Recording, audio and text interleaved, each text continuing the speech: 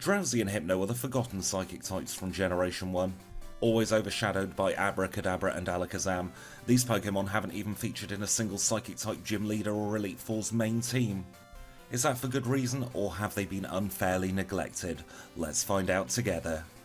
As always, we'll start with the 7 main rules of the challenge. Number 1, the timer will start when walking away from Professor Elm after receiving the starter Pokémon. Number 2, only the challenge Pokémon may be used to battle. Number 3, no items in battle except balls to catch HM friends. Number 4, no evasion increasing TMs such as Double Team. Number 5, no intentional uses of glitches or exploits. Number 6, no rare candies until facing red. And number 7, the timer may be paused for breaks in recording, but no inputs may be made when the timer is paused. I used the Universal Pokémon Randomizer to replace Cyndaquil with Drowsy, the reason being that Totodile's line gets the most Dark moves, and Dark is strong against Psychic-type Pokémon. I reset a few times until I get a Drowsy I am happy with, and I end up with this one. 22 HP, Holding a Berry, Pound and Hypnosis are our starting moves, 11 in attack, 10 in defense and special attack, 15 in special defense, and 10 in speed. And with all that, the challenge can begin. On the screen we'll always have some useful information about the Pokémon.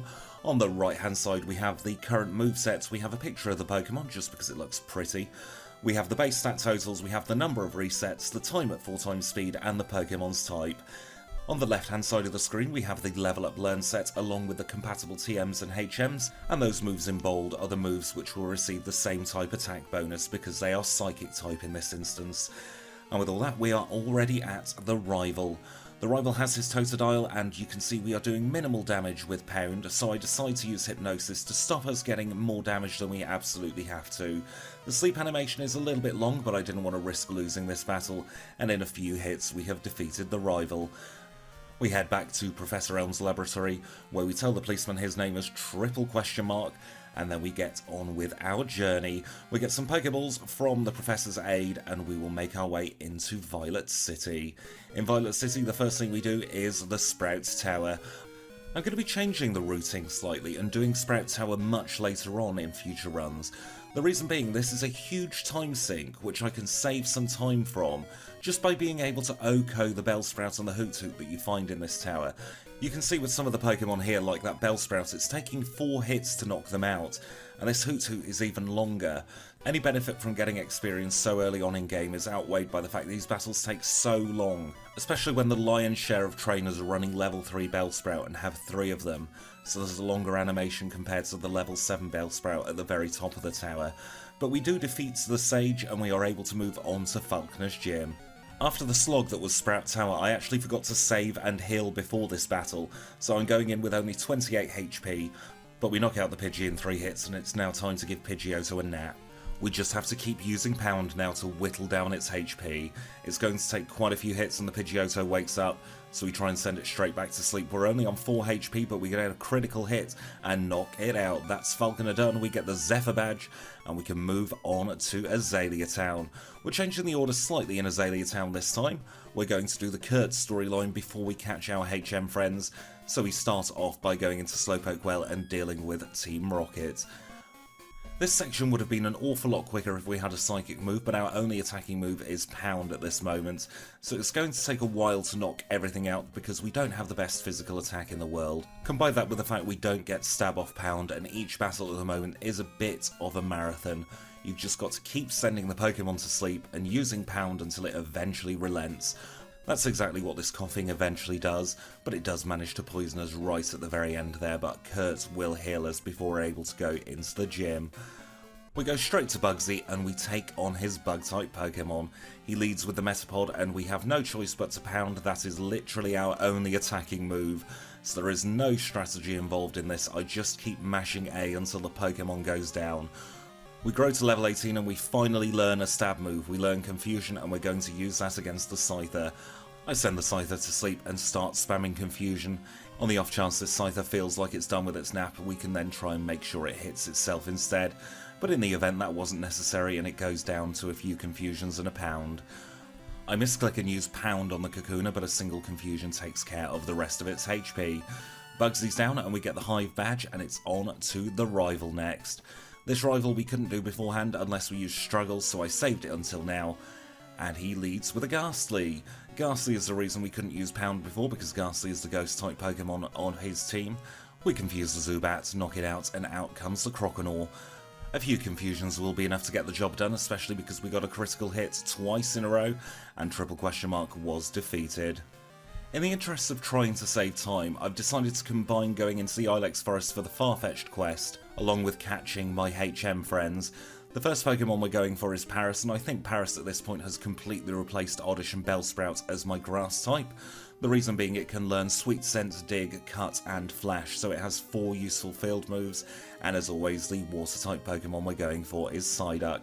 Psyduck, one of the most useful Pokemon in this game, and it does deserve its own challenge run where it stays as Psyduck, but I've not quite decided how I want to do that yet. But anyway, we get Cut, we get the coin case, and we give the haircut to Drowsy. Unfortunately this time we didn't get the best result from the haircut, which means we're going to have to go back to the department store later to pick up the return TM. In the meantime though, we get Abra and we also get Kenya Spiro. We can then make our way northwards and talk to the flower shop lady who's looking at the Pseudo-Widow blocking our path, and we can go into the national park to pick up TM28. TM28 contains Dig, and that saves us an awful lot of time menuing and buying escape ropes. So we teach it to Paris and we also teach Sweet Scent at the same time, just in case we need to do some grinding later. While we're in the department store, we try and get the return TM, but our Pokemon isn't friendly enough, so instead we settle for one of each of the punching TMs before taking on Whitney. I'm going to try and avoid using the TMs as long as possible, but it will be inevitable at some point we are just going to have to punch Pokemon in the mouth to get rid of them. We confuse the Clefairy and it barely hits us at all. We're on 58 HP as the Miltank comes out. Hypnosis misses on the first turn, which means Rollout hits us twice and takes us down to exactly half HP. We start confusing the cow in the hope that she gets confused completely. It doesn't quite work out like that though, and the Miltank wakes up. We disable her Rollout to make sure she cannot build power up against us, and then we start spamming confusion. Stomp takes us down to 3, but we do knock out the Miltank and we get the Plain Badge. That's 3 badges down and we are on our way to Ecruteak City. The first thing we do at Ecruteak City is take on the Kimono Girls. This was Generation 2's way of showing that there are new evolutions, because we get the 3 traditional evolutions from Generation 1 with Jolteon, Vaporeon and Flareon, and we also see Espeon and Umbreon make their debut. Talking of Umbreon, that's the only Pokemon that could be a bit of an issue because it's a Dark type and we are Psychic. However, we learn Headbutt off the Jolteon fight, and that does make this battle a lot easier. So after defeating all the Kimono Girls, we can grab Surf off the man who was watching them on the stage and make our way into the Burnt Tower, where we have the rival fights waiting. This is one of my least favourite rival fights because he leads with Haunter, which is a very quick Pokemon, and it always likes to swear at us first turn. That's what it does this time, so we're on a clock and we don't really have anything to take care of Croconaw or Magnemite. In this instance, the Croconaw bites us so hard that it knocks us out with a critical hit, so we're going to have to go and get another level. We evolve at the next level anyway, so I think just one battle will do it, and we take on the Psychic just outside of National Park. We knock out the first Abra with a single headbutt, the second Abra goes down the same way and gives us a level we need to evolve, and as a formality we need to take care of the Kadabra as well. And with all that, the Drowsy is ready to evolve into Hypno. Our base speed increases from 42 to 67, that's an increase of 25 points, so let's see if that is enough.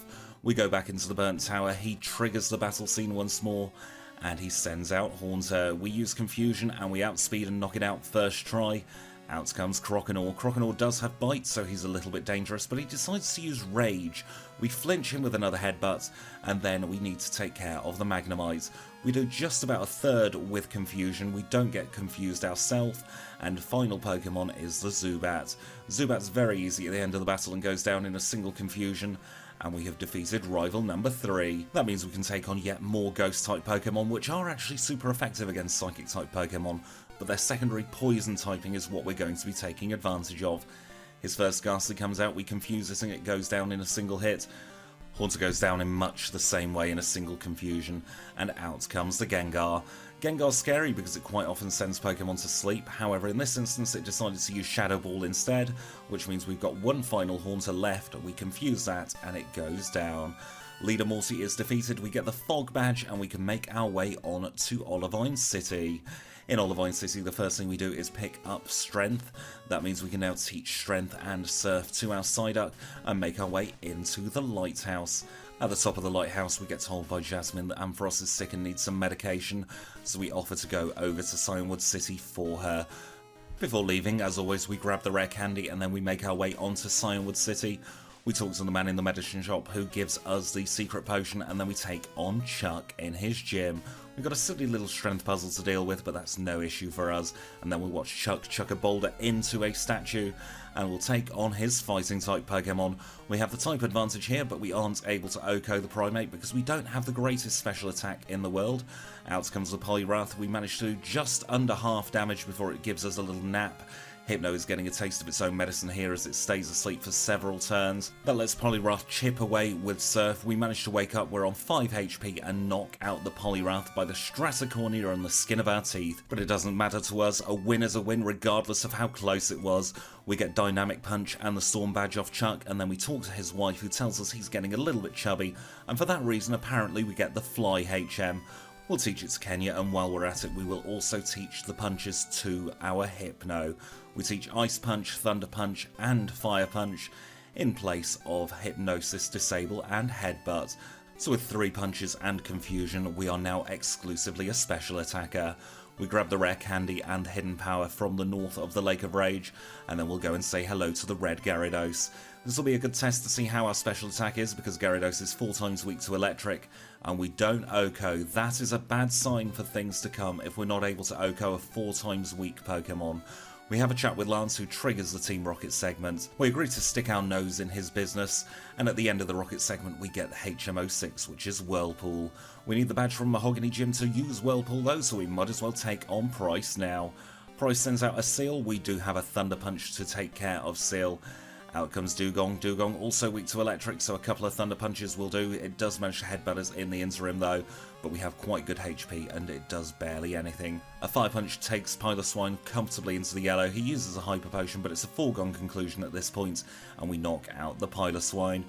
We get the Glacier Badge off Price, and then we'll take on Jasmine.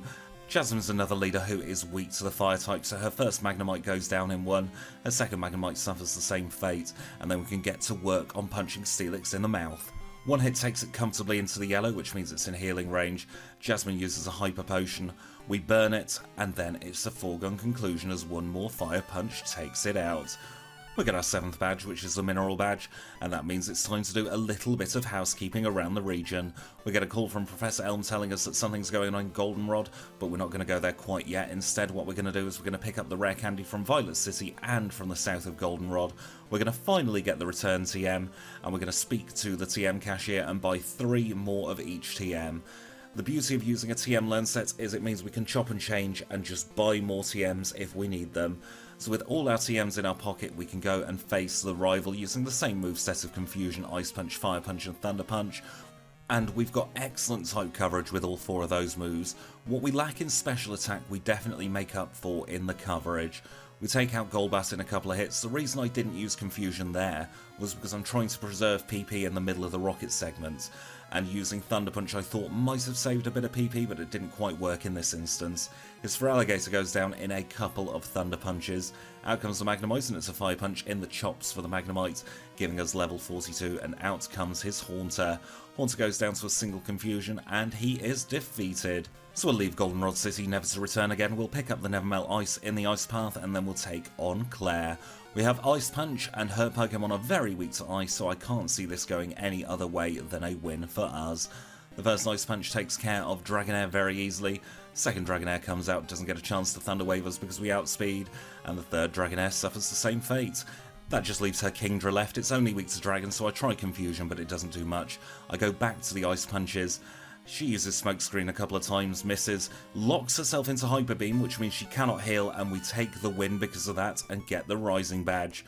Rising Badge means we can go and take on the Elite Four, which means we're going to have to go to the Kanto region.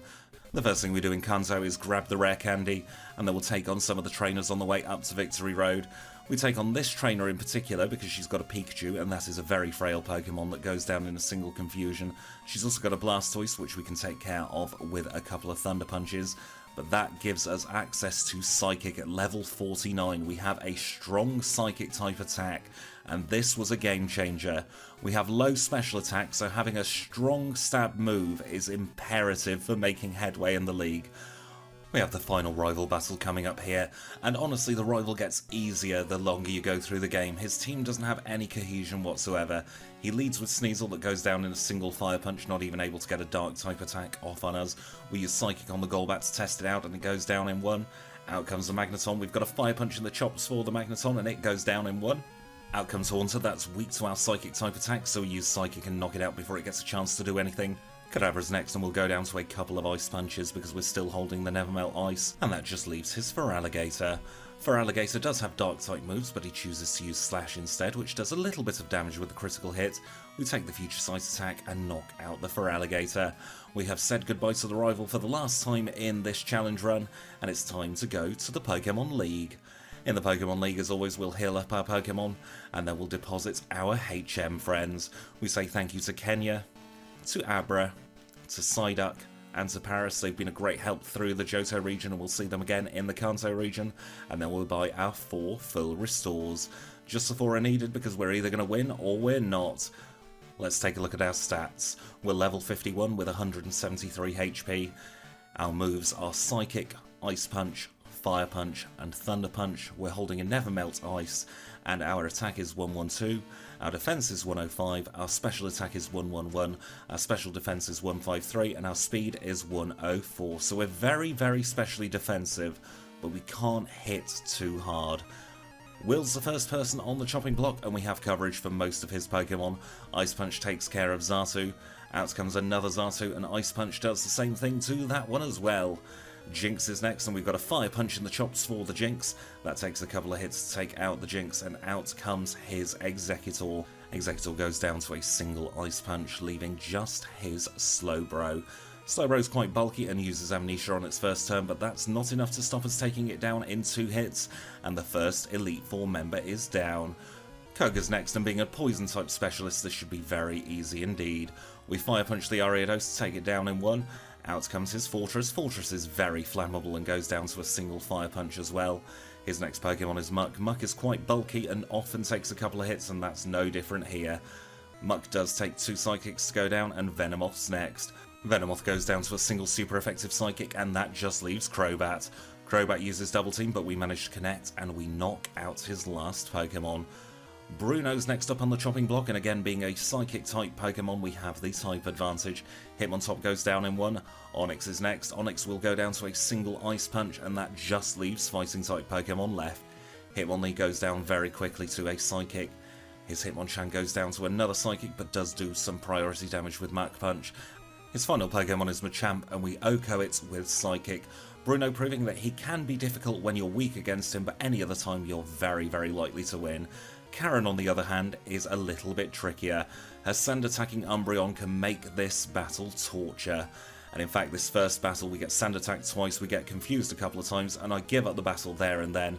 I replace Fire Punch with Headbutt. My plan here was to try and use flinching to prevent our accuracy lowering, but as you will see, it didn't work out. We headbutt the Umbreon, it manages to sand-attack us, it then starts feint-attacking us, we headbutt it, we get confused.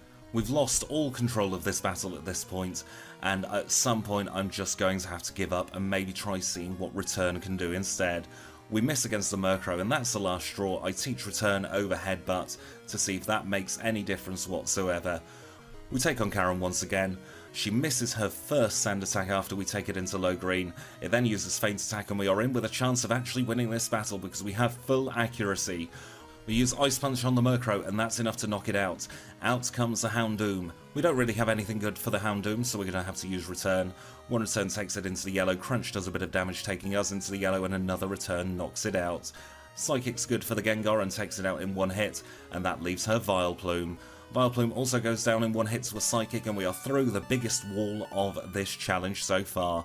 We just have Lance to go, and we have Ice Punch and Thunder Punch, which are 2 moves that are going to be very, very good against his flying Pokemon.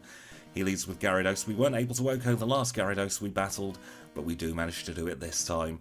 He sends out his level 47 Dragonite, we Ice Punch it and it goes down in 1. And as much as I would love to use Psych Up, I just think our current moveset is better. His second Dragonite goes down to another Ice Punch, and up next on the chopping block is his Aerodactyl. Aerodactyl outspeeds and uses Ancient Power, and it's going to take a couple of hits to knock it out. He critical hits with Hyper Beam, which was very rude of him, and out comes the Charizard. Charizard will go down in a couple of Thunder Punches, but we are in the red, and that just means we've got to outspeed this Dragonite, which we do, and because it's 4 times weak to Ice, we get the victory, and we have beaten Lance, and we're the champions of the Johto League. We get interviewed by Mary, but Lance drags us off into the Hall of Fame room because we have to register our time as quickly as possible. We end up with a time of 1 hour 25 minutes and 27 seconds, and Kanto's next. We're now halfway through the challenge and we get a call from Professor Elm, who's got some stuff for us. So we bonk our head on the wall of the lab, we take a look at our reflection, and we eventually do chat to Professor Elm. He gives us the SS tickets and he also gives us the Master Ball. They're going to both come in handy for the Kanto region, and now we have to try and retrieve our Pokemon. Nearest Pokemon Center is in Cherry Grove City, so we cycle there, we withdraw Kenya, Abra, Psyduck and Paris, and we make our way into Mount Mortar. Got a couple of rare candies to pick up before we go into the Kanto region. The first one there in Mount Mortar, the second one is going to be in the Whirl Islands. So we'll dig into the Whirl Islands, grab that, and we'll mysteriously teleport outside of Vermilion City Pokemon Center. In Vermilion City, the first thing we do in Kanto is the last thing we do in Johto. We get a rare candy. This one's from the chairman of the Pokemon fan club, and then we can go and take on Erica in her gym. We've still got the Nevermelt Ice on, and Erica is a grass-type leader, so I can't see this being too much of an issue. She leads with a Silly Shoes Tangler, and we take it down in a single Ice Punch. Out comes her Jumpluff. Her Jumpluff is 4 times weak to Ice, being grass and flying, so it goes down in a single punch to the chops. Blossom's next. Ice Punch takes it into the red.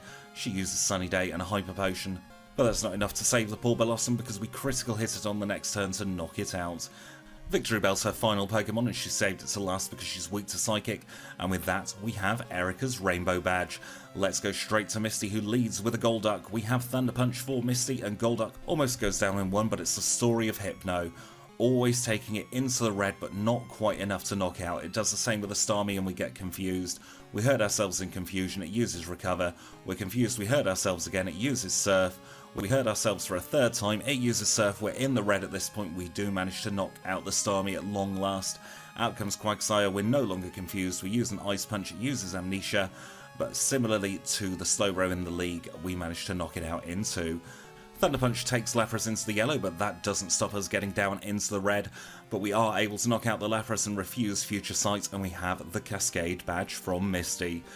Sabrina's next, and we're all exclusively Psychic-type Pokemon here, so we are on a level playing field. However, her Espeon loves to do what the evolutions do and Sand Attack. That means we're going in with lowered accuracy to Mr. Mime. We miss our first return and it sets up a Reflect. That means it's going to take 2 hits to knock out the Mr. Mime. If we can ever actually hit this thing, we eventually do with a critical hit to knock it out. That leaves Alakazam. Reflect fades, we connect with Return, and we knock out the Alakazam. We get the Marsh Badge, and we're ready to take on Lieutenant Surge. Surge leads with the Raichu, and we knock it out in a single Psychic. Out comes the Electrode, we outspeed and knock it out in a Psychic. It's really good that we outspeed the Electrode, it means it's not going to go boom on us. We use Psychic on the Magneton instead of punching it in the chops. That was a really bad idea from my part, but it didn't matter because we didn't take any damage. Just use an extra turn. Electrode comes out and goes down in a single hit. That just leaves his final Electabuzz, which also gets OHKO'd, and we have beaten Surge. We get the Thunder Badge, and that is 4 of the 8 badges done already. Before we get our next badge, we've got a roadblock to take care of in the form of this Snorlax. We can either knock it out or we can catch it, and I always decide to catch it because I want the leftovers. There are leftovers actually in the cafe in Celadon City, but it's so far out of the way and we have to do the Snorlax regardless. So it's always made sense to me to just catch the Snorlax and nick its leftovers instead of getting the other ones. And after that we end up at Brock's gym. Brock's never been a major roadblock in any of these challenges, and this is no exception. We OHKO the Graveler with 1 Psychic, out comes the Omastar, and we have a super effective Thunder Punch just for its chops. Up next on the chopping block is Rhyhorn, and Psychic takes care of that in a single hit. His next Pokemon is Onix. Onix is very feeble compared to what it looks like and goes down in a single Psychic. Final Pokemon is Kabutops. I just use 1 last Psychic to gain a level and defeat Brock. We get the Boulder Badge from him, and it's time to do a little bit of surfing. We're going off to the remnants of Cinnabar Island. We've got a couple of bits to do here on Cinnabar Island. The first thing we're going to do is talk to Blue to trigger him to go back to the Viridian Gym, and we're also going to pick up a rare candy that's hidden at the very north of the island. And with that we can make our way over to Blaine, the Fire-type gym leader who has relocated to the Seafoam Islands. Blaine's a Fire-type gym leader, and we don't actually have anything super effective against fire in our learn set. So the first thing we're going to do is we're going to use Psychic on the Magcargo, and it goes down very quickly. The Bumphead fired up goes down to a single Psychic as well. That just leaves the Rapidash. Rapidash doesn't go down to a single Psychic, however it only uses Fury Attack and gives us minimal damage, which we recover most of with leftovers. He uses a Max Potion, we take it down deep into the red with our Psychic and finish it off with a Thunder Punch. Final trainer on the agenda is Janine. Janine's first Pokemon goes down to a single Psychic, her second Pokemon goes down to a single Psychic as well. Had a bit of trouble with her third Pokemon. No, I'm just kidding. It also goes down to a single Psychic. Her fourth Pokemon comes out. That's a Venomoth, and would you believe the Venomoth goes down to a single Psychic. That just leaves one final Weezing, and I'm sure you're sick of hearing me say it, but that goes down to a single Psychic. That just leaves the 16th and final badge with Blue. He leads with Pidgeot, so I decide to use Thunder Punch. We don't knock it out, it uses Mirror Move and decides to punch my Hypno in the chops. That's not on, so I knock it out in a second Thunder Punch. Out comes Alakazam, and I make the mistake of using Ice Punch on it. I should have used Return, which would have probably O-code, and that meant that he was able to get a Reflect up. Reflect means that now this battle is going to slow right down. His Rhydon comes out, we use Ice Punch, don't quite knock it out, which is a story of this Hypno, and that gives him the opportunity to set up Sandstorm. That means when Gyarados comes out, I have to use Psychic instead of Thunder Punch to see if he uses Rain Dance, which he does do in this turn. That means we are no longer getting passive damage from the weather. Out comes Executor, and we decide to use an Ice Punch on that, and we take it comfortably into the yellow. Another Ice Punch takes care of the Executor, but we are now seeded, and that could be an issue for the Arcanine. Our Psychic comfortably puts Arcanine in the yellow, but Leech Seed recovers him back into the red, and that means we don't two-hit the Arcanine. And then the battle starts to go out of our control. He uses a full restore. We are just getting sapped away by Leech Seed. We take it into the red. He uses a flamethrower and knocks us out. We're back to the beginning. I know that Pidgeot likes to use Mirror Move, so I use Psychic on turn 1 to make sure we get negligible damage from the Pidgeot. Out comes Alakazam, and I use Ice Punch again. I should have used Return. He uses Psychic this time. He uses Psychic for a second time, so I got away with that, and a third Ice Punch knocks him out. Out comes Rhyhorn, and once again I use Ice Punch because that's a super effective move. He uses Sandstorm, so we're going to get that passive weather damage again. Another Ice Punch is enough to knock out the Rhydon, and that takes us on to Gyarados. Once again I decide to use Psychic instead of Thunder Punch here to try and get it to use Rain Dance, which it very kindly obliges and does. So after taking out Gyarados in 2 hits, it's on to the Executor. I use Psychic to try and make sure it doesn't go into healing range. He uses an Egg Bomb, which we mostly recover from, and an Ice Punch is enough to make sure we don't get seeded. Arcanine's next, it uses extreme speed on us, we use a Psychic, the rain has stopped, and we use Return to take it right into the red. I should have used Psychic again, that means he uses a full restore. We are prolonging the inevitable because I think I've got the victory here. Another couple of returns take it down into the red, so he uses yet another full restore. I use Return, I use Psychic, and that takes him into the red for a third time. He's out of healing items though, and we finally beat Blue. What a struggle that battle was. It wasn't a struggle in the sense that it was hard, it was just so long, and getting through to his Arcanine at the very final moment there and then having to redo the entire battle was soul destroying, because we were on really good pace until that point. But anyway, we do manage to make it into Mount Silver and we can take on Red. As always, I'll try at my current level with my current moves and then I'll start adapting. He leads with Pikachu, he uses Charm to lower our physical attack, and Psychic doesn't even take it into the red. It's not going to be winnable at this level. I do it just out of scouting to see just how bad it is. Ice Punch does barely anything at all to Espeon, whereas Psychic, even with a critical hit, is doing huge damage on us. Another Psychic takes us into the yellow. We are just having to chip away. I swapped to Thunder Punch, hoping to paralyse it, but that doesn't work out. We're in the red as we finally knock out the Espeon. Out comes Snorlax. Reflect has faded. I decide to try and paralyse the Snorlax, but Body Slam knocks us out. So we're back to square one, this time at level 68. We take Pikachu into the red this time, which is progress, but still not great. It also means Pikachu is in healing rage, so red is going to be prolonging this battle even more by using the full restores. I finally knock it out with a critical hit Psychic, and that takes us back onto the Espeon. Return does quite a bit of damage, but not enough to take it into the yellow, and it critical hits with Psychic. We take it into the red while we're currently in yellow health, and we knock out the Espeon, leaving Snorlax as the next Pokemon to try and go up against. And no matter what we do, we are doing barely anything to this Snorlax. It can get itself into the yellow, and that will mean it will either knock us out or heal itself up. I try again at level 71, but again, I don't think we're going to make it past this Snorlax because it will just go to sleep. It'll take a nap on us. I did try a strategy in one of my test runs with Dream Eater. However, because of Snorlax's high physical attack and our low physical defense, it just kept using Body Slam and I couldn't reliably get it to sleep. So that was my main way of healing HP for the rest of the fights gone, so I just had to keep persevering and hoping for lucky critical hits. Because without that we are just going to be stuck in Snorlax purgatory forever.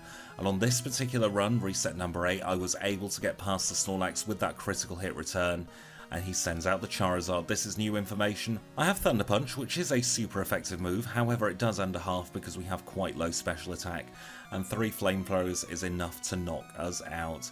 So we're going to have to go back to square one. This time we're at level 74 and I have replaced Ice Punch with Dynamic Punch. We are going full Hail Mary on this at this point. Dynamic Punch is a terrible move. It's only 50% accurate with 5 PP, but I have no other option. I need to reliably get rid of that Snorlax, and quickly. So I tried out in this one. I missed my first Dynamic Punch, which is to be expected. I managed to hit with my second Dynamic Punch though, and it is a critical hit to knock out the Snorlax in one. That felt good, because even if it doesn't critical hit, that's a 2-shot for the Snorlax. That means we're in a much better position for the Charizard, and we 2-shot the Charizard because we're higher level. We are only on 60 HP for the Blastoise though, and a single Surf knocks us out. To give you a rough idea of how bad Dynamic Punch is as a move, it was 9 resets between that run and this one where I was able to finally get Dynamic Punch to connect enough times again. We get through Pikachu with no issue whatsoever, and a couple of hits is all it takes to get onto the Espeon. We're back on the Snorlax now. First Dynamic Punch hits, that confuses the Snorlax, it hurts itself in confusion. Inevitably though, the second Dynamic Punch does miss, so I decide to use Psychic instead and get a lucky critical hit to knock out the Snorlax. The next Pokemon is Charizard and we're almost at full health. We get a critical hit burn from the Flamethrower though, and that is enough for me to concede that battle. We try again, this time at reset number 30. Psychic takes out the Pikachu in one shot. We are on to the Espeon. We use Return on the Espeon, that takes it down comfortably into the yellow. A couple of Psychics do minimal damage to us, and we are on to Snorlax. We've got to keep our fingers crossed that 2 Dynamic Punches connect. We use the first Dynamic Punch and it does connect, taking it down comfortably into the yellow and confusing it. He uses Amnesia, we recover a bit of health, and another Dynamic Punch does connect, the first time that 2 in a row connect, and we're almost at full health again for the Charizard. This time we don't get unlucky and get burnt from the Charizard, which means we aren't taking that passive damage each turn, and we knock out the Charizard with 101 health left. That goes up to 116 with the leftovers, and Blastoise starts to surf. We Thunder Punch it a couple of times to take it into the red, but we are only on 6 HP recovered up to 21 when we knock it out. We're still very deep in the red HP when we get onto the Venusaur. We use Psychic, and I see the message I wanted to see this entire match. It took in Sunlight, so it didn't attack, and that was enough for us to get us the win. 55 HP and it is over with a time of 2 hours, 11 minutes and 50 seconds. And thank goodness that one is done. It's in 5th place in between Dugong and Executor, but this was my least favourite Pokemon to run so far. It had so much potential, but just stopped short so many times. And with that, we are done. So I hope you enjoyed yourself as much as I enjoyed making this video, even if I didn't vibe with the Pokemon. If you did, please do leave a like down below. If you've got anything at all to say, leave it in the comments. And if you've really enjoyed yourself, consider subscribing. And with all that done, I will say thank you for watching, and I'll see you all in the next video.